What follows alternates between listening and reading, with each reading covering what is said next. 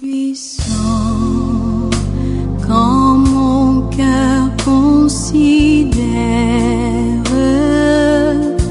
tout l'univers créé par ton pouvoir,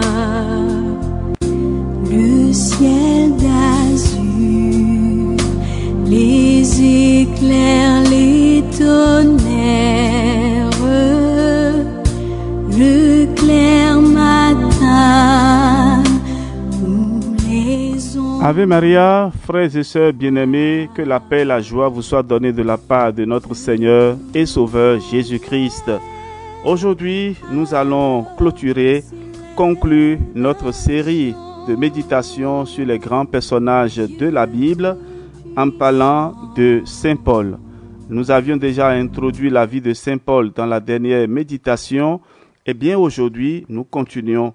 Nous avions dit la dernière fois que l'on ne saurait devenir envoyé de Dieu, apôtre du Seigneur, sans passer par l'initiation chrétienne avec comme porte d'entrée le baptême. Eh bien, Saint Paul a reçu le baptême. Après que le Seigneur l'ait renversé, le Seigneur va lui donner maintenant la grâce d'être enfant de Dieu et il devient son envoyé. Alors, Paul restera quelque temps à Damas où il commence ses premiers pas dans la prédication de l'enseignement de Jésus.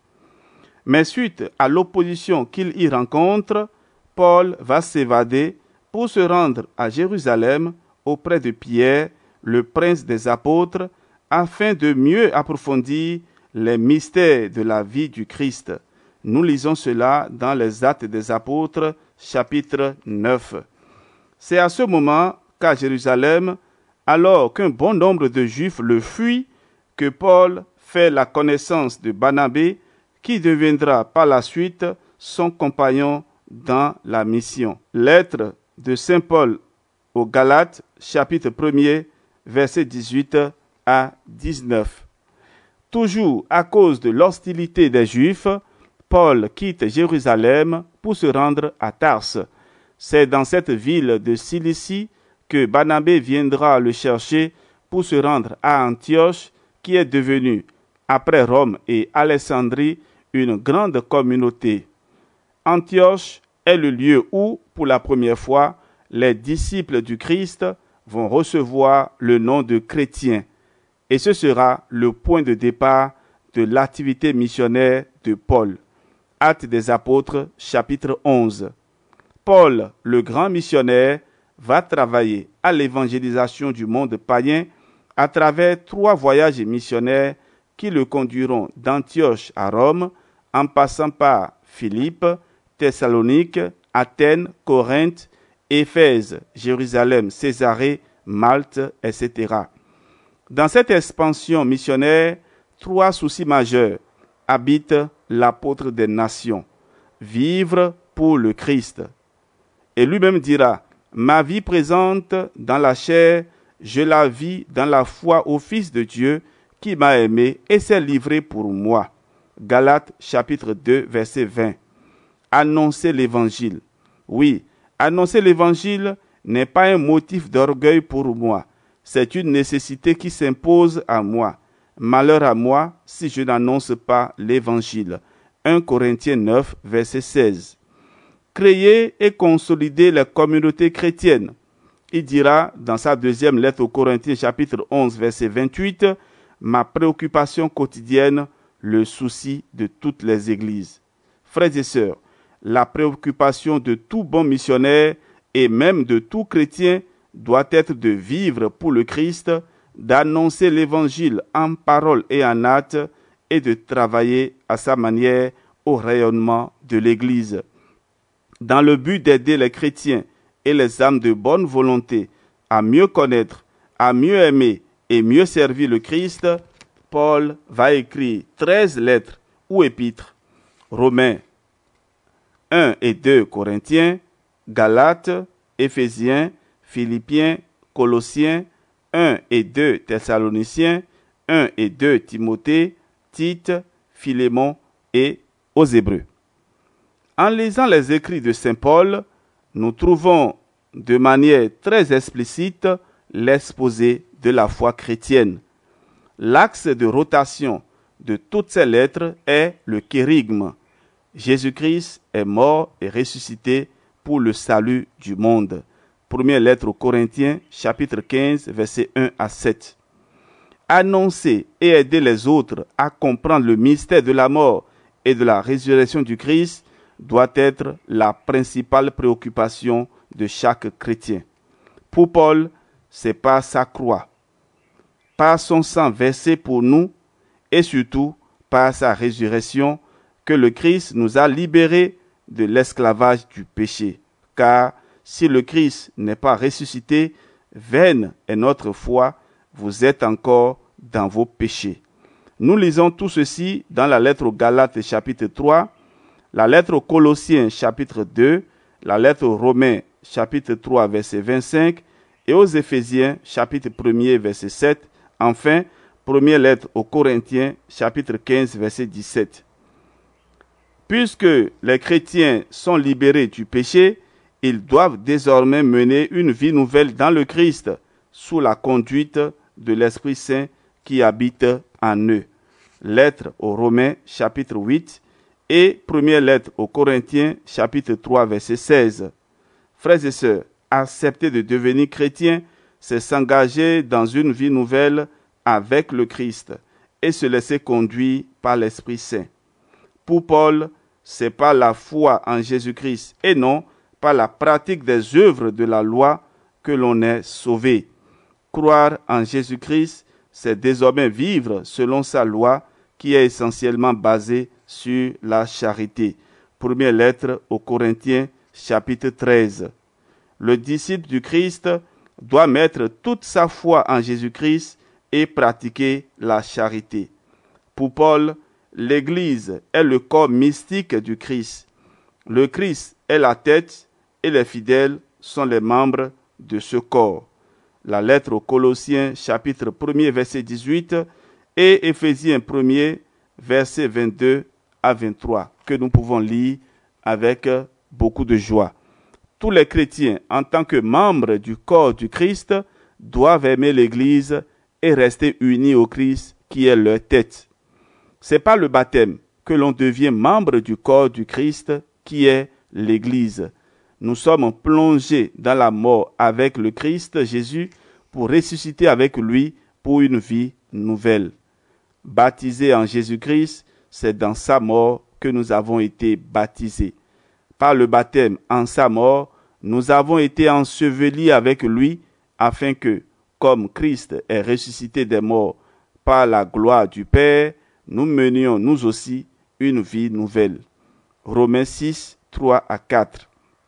Le baptême nous lave, nous purifie et nous marque du sceau du Christ. Il est une renaissance ou une régénération, un renouvellement.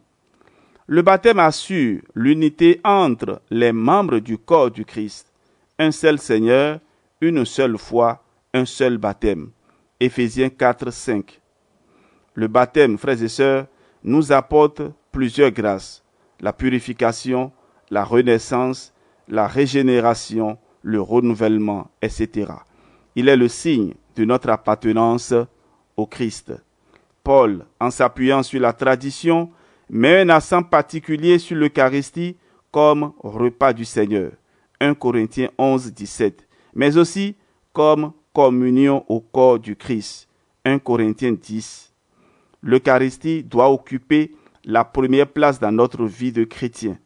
Lorsque Paul fait allusion à l'imposition des mains, c'est pour désigner la guérison, mais aussi la transmission d'un pouvoir, d'une fonction, d'une grâce, le don de l'Esprit au sein de la communauté ecclésiale. L'imposition des mains est un acte plein de signification. Il doit être pris au sérieux et se fait exclusivement par ceux que l'Église a institués et dans le cadre prévu par l'Église. Chez Paul, le mariage, c'est-à-dire l'union de l'homme et de la femme, est comparable à l'union qui existe entre le Christ et l'Église.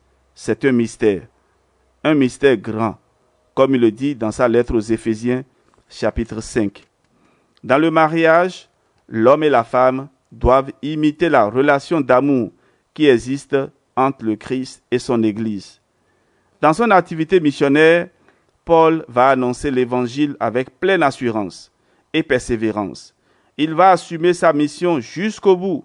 J'ai combattu le bon combat, j'ai achevé ma course, j'ai gardé la foi.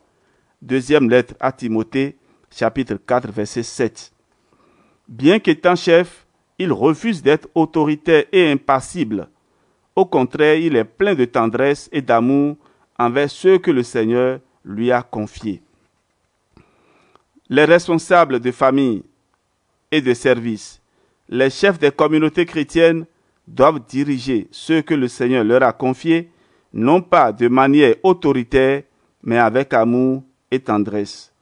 Un grand mystique, Paul, avec la grâce de Dieu, a vécu dans une très grande union, une intimité avec le Seigneur au point de dire « Je suis à jamais crucifié avec le Christ. Je vis, mais ce n'est plus moi, c'est le Christ qui vit en moi. » Galates 2, verset 19 et suivant. Il ajoute aussi « Pour moi vivre, c'est le Christ et mourir est un gain. » Philippiens 1, verset 21. Tout missionnaire et partant, tout chrétien doit soigner sa relation avec le Seigneur et s'efforcer de vivre dans l'intimité de Dieu. Mais le fait d'être un mystique ne l'a pas empêché d'avoir les pieds sur terre, de savoir calculer, mesurer les risques à prendre, comme dans le cas de la circoncision de Timothée, Actes chapitre 16, verset 3, ou lorsque, devant le Sanhédrin, il s'arrange à parler de la résurrection, sachant bien que cela apporterait la division entre les pharisiens et les sadducéens. Actes chapitre 23. Un homme fin et habile, il sait corriger une personne sans pour autant se brouiller avec elle. C'est le cas avec Pierre dans l'incident d'Antioche. Galates chapitre 2. Tout bon missionnaire doit avoir les pieds sur terre, être pragmatique et charitable dans ses relations avec les autres. Son activité missionnaire s'est déroulée dans de nombreuses difficultés et dangers. 2 Corinthiens 11. Mais la manière dont il a assumé jusqu'au bout sa charge, fort de la présence de l'Esprit Saint et de l'œuvre de la grâce en lui, permet à juste titre de demander à ses disciples de l'imiter. Je vous exhorte donc, soyez mes imitateurs. Saint Paul, dans sa première lettre aux Corinthiens, chapitre 4, verset 16. Paul meurt martyr à Rome vers l'an 67. Chers amis, il n'y a pas de vie chrétienne sans difficulté. Mais nos aînés et même nos pères dans la foi doivent nous servir de modèle pour tenir bon. Le vrai disciple est celui qui s'efforce de ressembler à son maître jusqu'à la mort et qui donne sa vie pour lui. Et nous pouvons compter sur le Seigneur. Tous les oiseaux chantaient quand sur les monts la source avec son onde livre aux éphirs son chant doux et léger. Frères et sœurs bien-aimés, ainsi s'achève notre série de méditation sur les grands hommes, les grands personnages de la Bible. Nous avons parlé des femmes et des hommes et nous remercions le Seigneur pour les travaux de l'abbé Serge Eboa qu'il a mis à notre disposition, l'abbé Serge Eboa de l'archidiocèse de Douala. Et vous pouvez donc trouver la plupart de ces ouvrages à la librairie Baba Simon, à la cathédrale Saint-Pierre et Paul de Douala. Le secret des grands personnages de la Bible, des modèles de tous les temps. Il a écrit aussi plusieurs ouvrages sur la Bible que vous pourrez donc lire pour continuer et compléter ces méditations que nous venons de partager avec vous. Nous bénissons également le Seigneur pour les travaux de tant de nos pères biblistes qui ont travaillé, qui ont mis à nos dispositions plusieurs ouvrages issus de leurs recherches. Que le Seigneur vous bénisse et vous protège. qu'il tourne vers vous son visage et vous accorde sa paix. Et que la bénédiction de Dieu Tout-Puissant descende et demeure sur vous, au nom du Père et du Fils et du Saint-Esprit. Amen. Chers amis, votre serviteur, le Père Jean-Raphaël Mariton, nous dit franciscain de l'Immaculée, je vous remercie pour l'attention. Et si vous avez des questions particulières, vous pouvez toujours nous écrire par WhatsApp, plus 229 67, c'est-à-dire 6 7 20 14 14, 67 20 14 14. Nous bénissons le Seigneur qui nous a permis de découvrir ces personnages et qui certainement nous a donné, oui, le Seigneur nous a donné la grâce de grandir en taille et en sainteté à travers l'écoute et la méditation de ces grands personnages. Frères et sœurs, nous nous arrêtons là et nous bénissons encore le Seigneur. Soyez toujours bénis, soyez toujours dans la joie parce que le Seigneur nous aime. Quelles que soient les situations difficiles dans lesquelles nous nous trouvons, le Seigneur est toujours là et il sera toujours là pour nous. Merci, merci, infiniment merci. Ave Maria. Éclatant